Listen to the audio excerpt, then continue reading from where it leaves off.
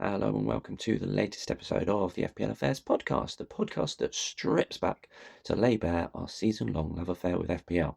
In the first team selection video of the 25-26 season, we start by getting out FPL Affairs Hippo's crystal balls to predict who will well and truly score this game week. We will then look at our opening team selections and who we spent all of pre-season deciding who is the right fit for our teams. Before we get started, don't forget to like the video, subscribe to the channel for all of our content, and ring the bell to receive notifications every time we release something new. Anyway, enough of my small talk. Let's get cracking. And there's Mo Salah. There goes Haaland. He's on his way again. He's hungry. He's scored. Ice cold precision from Palmer. Oh, Saka! That is a diamond of a goal. Greetings, viewers and listeners from me, Matt, aka the FPL Affairs Magpie, bringing to you our first team selection video of the 25-26 season. Game week 1 deadline day is finally upon us. I don't know about you, but I am sick to bleep of drafts and tinkering and just want to get on with it. I've got some good news and some bad news for this season. The good news is FPL Affairs Weasel, our fantasy football addict who plays every fantasy football game you can think of, he will be joining us a lot more regularly. The bad news is he's not here with us today in this video because instead he is attending Fantasy Football Fest. If you are going, please seek him out. He shouldn't be too hard to miss as he is wearing a personalised FPL Affairs t-shirt with his FPL Affairs Weasel logo on the front and contact details for us on the back. So if you see him, please say hello. Anyway, let's look at those selections as well as a couple of extra slides which are new for this video. Team selection video, game week 1. Will anyone play their bench boost? Okay, right, so game week 1 fixtures. We've got Liverpool-Bournemouth is the Friday evening fixture. Early fixture Saturday, Aston Villa-Newcastle. 3 o'clock kickoffs, Brighton versus Fulham, Spurs versus Burnley, and Sunderland versus West Ham. Also got the late kickoff on Saturday is Wolves versus Manchester City. Then on Sunday, we've got Chelsea at home to Crystal Palace, Forest at home to Brentford, Manchester United versus Arsenal. That's the 4:30 broadcasted kickoff. And on Monday evening, Leeds versus Everton. What you may notice on this slide, which is on all the slides throughout the video, is we've got our official FPL Affairs Fantasy League codes. We've got the Classic League 12 RRCG, our head-to-head league WRNFSG, and finally our Challenge League, which is I6NQNB, and there should be auto join links in the video description. Right, if you missed FPL Affairs Swan's differentials video on Wednesday, I'll quickly share the players he identified, as he is a bit of a differential king. So he picked one player from each club. He's focused on budget midfielders in this episode. He went through all his reasoning behind it, so if you have somehow got time today and haven't seen it, it's not a very long video, 15 minutes. From Arsenal, he went with Declan Rice, 6.5 million. From Aston Villa, Marlon, 5.5 million. Dango from Bournemouth at 6 million, although he is rumoured to be possibly transferring to Brentford. And then there'll be the domino effect of Wissa moving from Brentford to Newcastle, but that's going off the point. At Brentford, Swan has identified Damsgaard, 6 million. Brighton, Jorginho, 6 million, who can either play as the main striker or as a number 10. For Burnley, Anthony, 5.5 million. Enzo at Chelsea, 6.5 million. Sarr at Crystal Palace, 6.5. Grealish, following his transfer to Everton, also at 6.5. I'd be intrigued as to his reasoning without spoiling because of Dewsbury Hall going and Dewsbury Hall being at 5.0. Fulham, Wilson, 5.5, great pre-season. Dan James at Leeds, 5.5. At Liverpool, Harvey Elliott, 5.5. Apologies if I mispronounce it. Reinders, 5.5 at Manchester City. Ahmad, 6.5 at Manchester United. Jacob Murphy at Newcastle, 6.5 million. And Doy at Forest, 6 million. Adingra at Sunderland, 5.5. Kudus at Tottenham, 6.5. Paqueta at West Ham, 6 million. And fresh from his transfer and appearance in the Club World Cup at Wolves, Arias, 5.5 million. Our FPL Affairs Swan then identified from those his top 5 differential kings. In 5th place, Sarr of Crystal Palace. In 4th, Jorginho of Brighton. In 3rd, Kudus at Tottenham.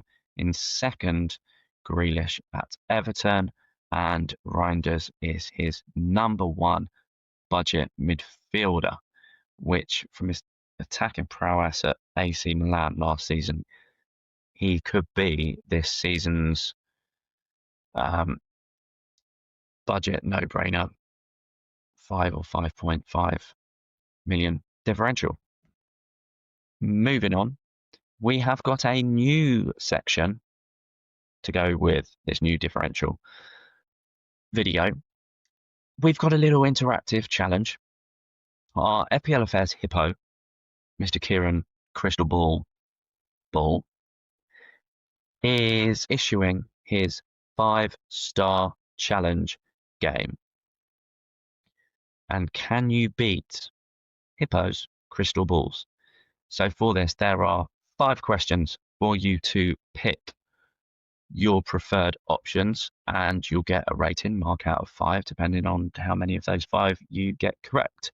Hippo is being brave and sharing his selection. You can challenge it. You can follow some similar, but if you let us know either in the comments to the video or contact us in one of the other methods from the how to get in touch slide at the end. So starting off, the 5 questions, which I'll read through, is the first star question, the game week's best overall player. So whoever scores the most from any position. Number 2, best differential of the week, and they have to be under 5% owned. Number 3, which goalkeeper will make the most saves. Number 4, the game week's highest scoring defender. And 5, which is the most likely player in midfield or up front to double-digit return. So, game week 1, and I put his reasons as well. The best overall player, Hippo has selected Bowen of West Ham, his reasoning being that Sunderland have only just come up and Bowen's had a pretty good pre-season with goals and assists. 2, the under 5% differential top performer, he has gone with Marlon of Aston Villa. Great pre-season. There were question marks over his minutes going into the season, but with Jacob Ramsey on the verge of joining Newcastle, as well as I think I heard a rumour today of Bay possibly going somewhere as well. I think the reasons are for PSR, and they might be looking at getting Asensio back, possibly on loan, but he's in his last year of his contract, so that might be a bit more complicated. Anyway, Marlon, he's also had a good pre-season, and Newcastle have been quite leaky in defence. I'll agree with both of those statements. 3, most saves, Petrovic of Bournemouth. Bournemouth having lost their goalkeeper and 3 of their back 4 from last season. It's not in the best condition currently. And Liverpool have one of, if not arguably, the best attacks. 4, the game week's highest scoring defender. Ooh, Hippo really likes his West Ham picks this week. He's gone for Diouf, a bit of a punt, just due to him playing Sunderland, but also being able to be quite attacking, both for and assist, on top of a clean sheet, hopefully, is Hippo's prediction. And finally, his favourite for a double-digit return again is Jarrod Bowen of West Ham, for the same reasons mentioned above. Scanning over his predictions, he's very much attacking against the Northeast clubs doing very well. By the looks of it, he's expecting both Sunderland and Newcastle to have a poor weekend. I'm not going to say I disagree with that. Every week, Hippo challenges one of the admin teams to go head to head with him, as well as any members of the public. And this week, he challenges the FPL Affairs Lion, founder of this Facebook group, Mr. Lewis Greening, who, when we recorded these, he was sleeping a bit on his initial draft. So we shall see whether he's still been sleeping, whether he's been a sleeping lion and lying around. Oh, God, yeah. Oh, sorry, dad joke again. See whether Lewis has actually created his draft and if he's actually got around to making these predictions. Okay, moving on to our drafts. We will start with FPL Weasel's final draft that he sent to me last night. Last season, he had a poor start, but he had a great second half of the season, like myself, pulling it back. Looking at his final selection, he's gone for the popular Sanchez in goal, 5 million keeper, Andy Bradford on the bench. Sanchez really to cover that Chelsea defence, which have been quite solid, showed it in the Club World Cup and the tail end of last season. And with defensive contributions introduced for this season, the Chelsea defenders aren't necessarily that great for defensive contributions. So Sanchez himself is the sort of cheap entry into the Chelsea defence. He's gone for Virgil van Dijk at home to Bournemouth, Van de Ven of Tottenham, and Nico Williams of Forest. That's his starting back three. And his bench defenders are De Kuiper, 4.5 from Brighton, and Ronaldo of Sunderland. In midfield, his budget bench option is Potts of West Ham, who's started and got quite a few minutes in pre-season. But he's gone for a strong, although Salah-less, draft. In midfield, he has got Cole Palmer, Bukayo Saka, newbie and fresh new toy to FPL, Florian Wirtz, to represent Liverpool, and Bruno Fernandes of Manchester United. Up front, he's invested quite heavily, to be honest, with Jarrod Bowen, Chris Wood, and Ollie Watkins, and his captain for game week 1 is Jarrod Bowen. Okay, my first thoughts on this. He's got both price points covered in defence, not in defence, in goal. He's got 6 mil defender in Virgil. He's got 5 mil defender in Nico Williams, so good for DEFCON. And also, he was, from the last season, if DEFCON was a thing, Nico Williams was the fullback with the highest DEFCON, largely down to how Forest defend. Van de Ven, Spurs have got some good opening fixtures and are predicted to have a stronger defence under Thomas Frank. Not necessarily the strongest defence, but better than under Ange Postecoglou. He's a 4.5. Second 4.5, De Kuiper on the bench of Brighton. Good, scored a goal, I think, in their last fixture. And he's, as said, Ronaldo, there's his budget defender. So he's got all price points covered. Some good investment and awareness of DEFCON, which will be good going forward. And some will be intrigued as to the rotation of those defenders or whether he'll be sticking with those 3. They will be interesting to find when we review this week after the fixtures. Okay, yep, really strong, heavy midfield, which has partly been down, and the same for the front 3. Very strong, based from saving the funds from Salah and Haaland. It's enabled him to go really strong with a consistent front seven, and I was presuming Potts is just there for security. Love that starting 11. Bit weak on the bench, but got price points covered. Yeah, so let us know what you think of that as drafts in the comment below of Weasels. And next we will move on to mine. Yeah, so last season, after 10 weeks, I was ranked 4.5 mil, but managed to pull it back to Hargraft to finish 82,720 in the world. 15 seasons played, and over the last 3 years, because I've only really been playing FPL seriously for the last 5 years, I've ranked 6,052 in the world if you cover those 3 seasons collectively. I looked back at my very first draft earlier, and only 2 of this 15 are the same, and that's Elliot Anderson for Nottingham Forest and Milinkovic. And Milinkovic was in my first draft, then he went out, then he's only in the last couple of days come back in again. At the moment, nailed for me, Sanchez and Dubravka. I think I've pretty much settled on that midfield, which we'll come to in a moment. My back 5, starting for game week 1, Milinkovic at Nottingham Forest, home to Brentford, Pedro Porro, I'll come to, but Milinkovic is there, really covers 5.5 price point. There's lots of good 5.5s that I like, but I really wanted to get at least one Forest defender due to how well they defend and how well they are good for DEFCON.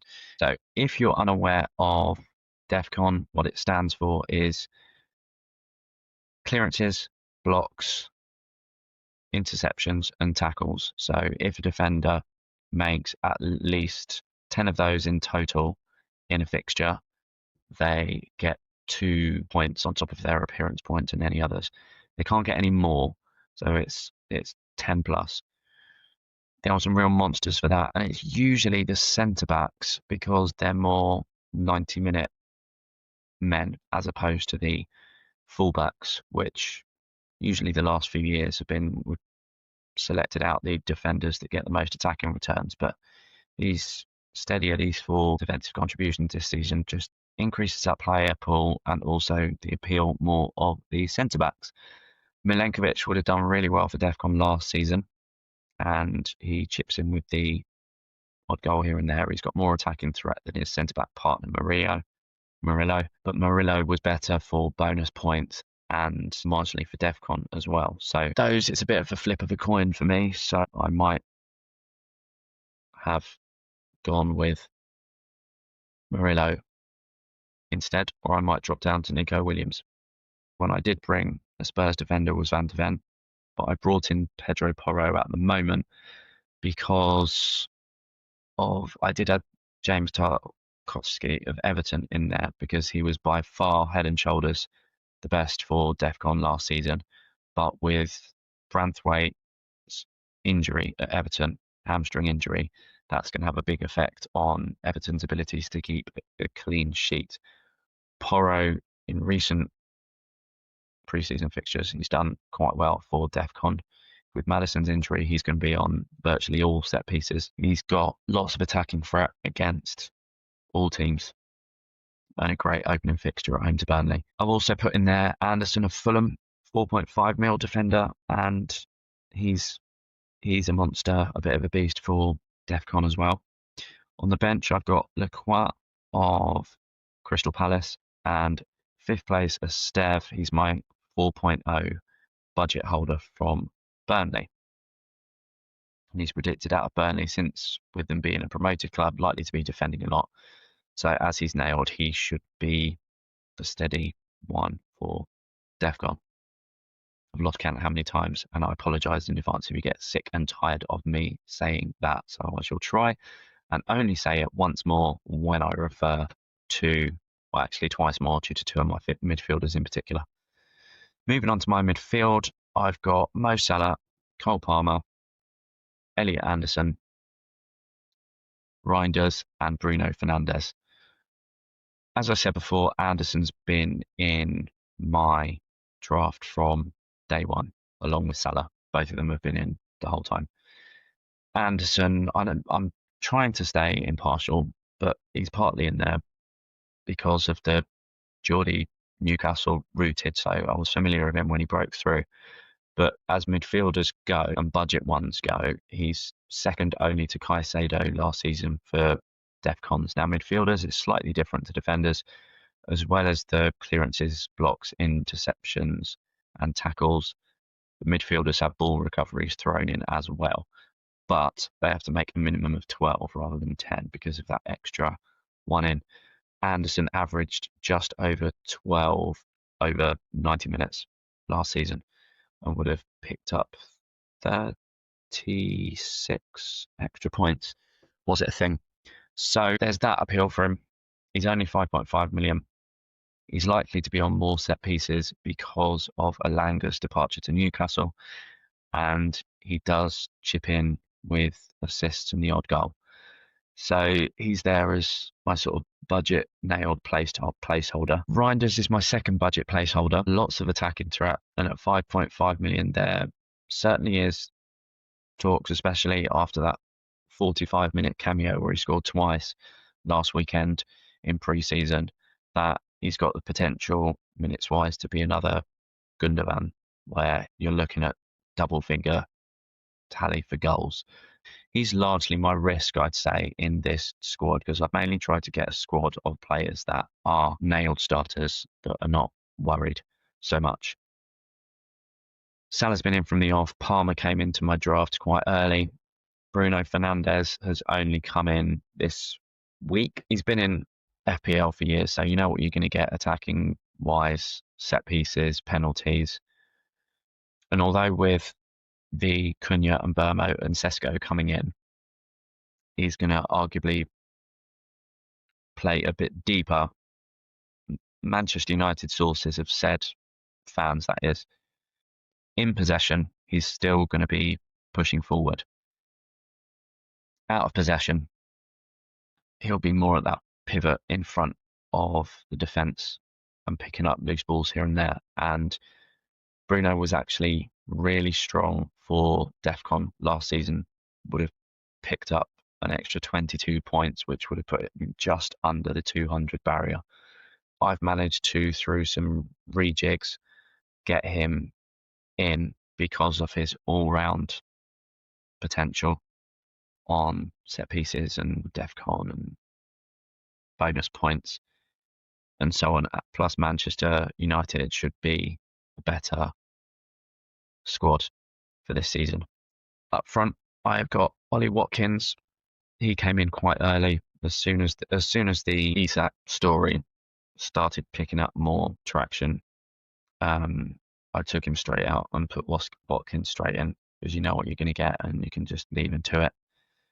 My other two forward spots have been a big debate, and only the last sort of day or so have I more settled on who I'm going to pick, because I did have Jared Bowen in very early and even from the off actually, and was weighing up whether to leave him in. It certainly pretty much boiled down to whether to have Jared Bowen at 8 million up front, second striker, and Sarr of Crystal Palace at 6.5 in where I've got Bruno. It was that balance, or to switch those two to Fulkrug, who's been starting well for West Ham pre-season and also got some good returns in pre-season. So I've decided to go, because of all-round potential, Bruno and Fulkrug up front, in the hope that he continues to start. He should do, because I know what Callum Wilson's like. Although he's there, he's more likely to support him. I don't think he's fit and available as yet. My third striker, who is on the bench provisionally for this game week, but I might actually start him ahead of either Anderson or Reinders. That's the sort of pick, and that's Strand Larsen of Wolves, 6.5 million, possibly on penalties. Lots of people seem to think he will be, but I heard someone say he hasn't actually taken one for a few years. So we'll have to wait and see. I think Arias is probably more likely to be Wolves' penalty taker. The main problem I've had with the front line is that so many people at the moment are going with Gui, is it the 4.5 million at Sunderland on loan from Chelsea? But as yet, he's not going to be starting this weekend, or at least very unlikely to. And my concern from past experience being burnt is I don't want to have on my bench from the off when we've got minimal data knowledge. I don't want to have a 4.5 million non-playing forward on the bench, because especially with the high percentage of ownership he's expected to have, if he doesn't play the first week, then if he doesn't play the second week, people are going to start selling him by the bucket load. His value will drop to 4.4 million, and unless you save money in the bank, you're then a bit stuck with a dead spot. So I've sacrificed some cash in the starting 11 to ensure I've got a little bit of rotation, but also I know that the players on my bench are ones that I'm confident will start. So I've tried to be safer with my squad this season. So there might be a couple of changes in defence. I'm going to quickly show you a website that I discovered on how you can look and plan the rotation of your defenders. Started off just doing it for the 2 or 3 cheaper ones, but when I dropped down from Virgil van Dijk, I've actually included it for all 5. So the website is fantasypremierleaguerotation.com. If you notice down the right hand side, it's got a list of the clubs, whether you want to lock them or whether you want a possible. So if you think, right, I've definitely picked a defender from Arsenal, select that box. If you thought, okay, I want to consider it Arsenal, you tick that box. I've pre-ticked the clubs that I've put in at the moment. My defenders representing Burnley, Crystal Palace, Fulham, Nottingham Forest and Tottenham. Then go over to the top.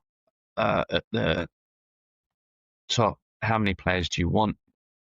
I want 5 players showing up, and it's to start 3 of them, and I've done it for the opening 5 game weeks. Then click on generate, and you should notice then appearing I've got 5 columns of fixtures for those 5 clubs, and you'll notice there are lines crossed out, which will be the toughest fixtures. So, for example, in game week 1, it recommends that I start with Fulham, my Nottingham Forest defender, and my Spurs defender, benching Crystal Palace because they're away to Chelsea and Burnley as they're away to Tottenham. In game week 2 fixtures, it's recommended I choose 3 from Burnley, Palace, Fulham, and Nottingham Forest. Now, Crystal Palace and Forest are facing off. Potentially, I've got 3 home fixtures for that, for Burnley, Palace, and Fulham, and bench my Forest defender. But then the way Forest defend, I'd still be quite content playing them as well for DEFCON purposes. Game week 3, not necessarily so great. I'll be playing Tottenham defender and Forest defender again, and then it's 1 from Burnley, Palace, and Fulham. The first couple of weeks, it will be really sort of looking at whose defence is looking quite solid, and then going between Lacroix of Palace and Anderson of Fulham. So it'll be one of those 2. Game week 4 is looking quite promising with Sunderland at home, Leeds at home, West Ham away. Game week 5 would be West Ham away. So I'd have my Crystal Palace defender, my Forest defender away to Burnley, and then either Anderson or Pedro Porro. I'm trying to mention clubs wise rather than necessarily individuals, because some of the budgetaries this week I've kept with those clubs but changed which budget defender I've got. Use that to help plan your defensive rotations in the future.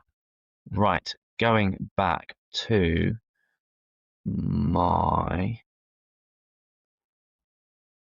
Okay, so I've waffled on enough about my team.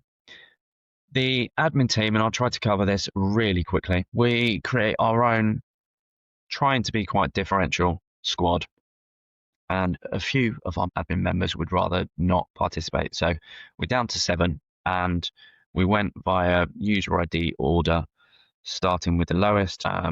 And then once we'd each had a turn, we did that in reverse order to pick a second player.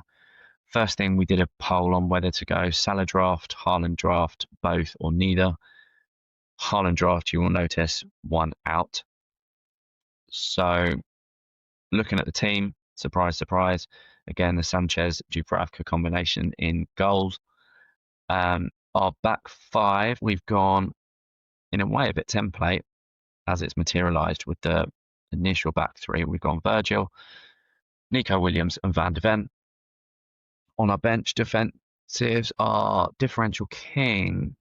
FPL Affairs Swan went for Lewis Potter of Brentford for one of his choices, as he's been playing more as a attacking midfielder down the left rather than as a defender. And we've also got as the budget pick chosen by FPL Affairs Weasel, Ronaldo of Sunderland. In midfield, Salah. So we've got Florian Wirtz covering Liverpool. Potts is the budget option, which, if you look at the previous draft, yes, that did come from FPL Affairs Weasel as well. We've also got in there Eze, Bruno Fernandes, and Cole Palmer up front, Jarrod Bowen, Erling Haaland, and the budget Mark Gui of Sunderland on the bench. And at the moment, as it stands, we've got Jarrod Bowen as the designated captain for game week 1. So we shall see whether that changes by deadline. We shall see whether anyone's thrown their dummies out the pram. But one thing I like about doing this is how it's a collaborative thing and how we try to go different with either the lower budget ones or even some of the main ones. Like, even so, going against Salah is differential enough. And going without Watkins as well because he's highly popular. But I'm happy with the balance of that squad, to be honest. We've got all price points covered in the defence. We've got price points generally covered in midfield. I am slightly concerned with the Potts option because if he stops playing and drops in price, it's 4.5 down to a 4, and this has no money in the bank, if I remember correctly. So, that'll be one to keep an eye on. Okay, moving off from that, because I'm talked out on 3 drafts. Where you can find us, how to get in touch, via email, lowercase fplaffairs@gmail.com. On X, our handle is FPL Affairs. Facebook group, lowercase Fantasy Premier League FPL1, although if you just search in the groups for FPL Affairs will come up straight away. Our YouTube channel, which you may be watching this from, is handle at FPL Affairs, so youtube.com/@FPL Affairs, and Spotify, the link is in the description because theirs never comes up as a full clear sentence. And final thought on that slide, you'll notice on the right hand side I've included, first of all, my 3-year overall rank. So taking into account our overall ranks over the last 3 years, I'm ranked 6,000 in the world. Underneath that, I've got the FPL Affairs FPL League code. So we've got the classic league code of 12RRCG and the head-to-head league code of WRNFSG.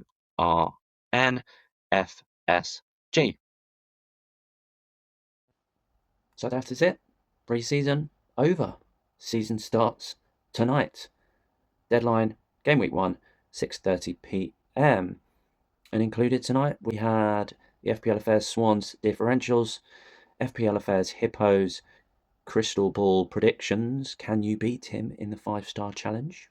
Let us know, get in touch, or message, comment below.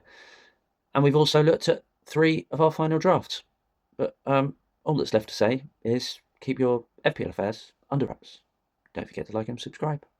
Goodbye, everybody, and good luck for some good Game Week 1 scores. Bye-bye.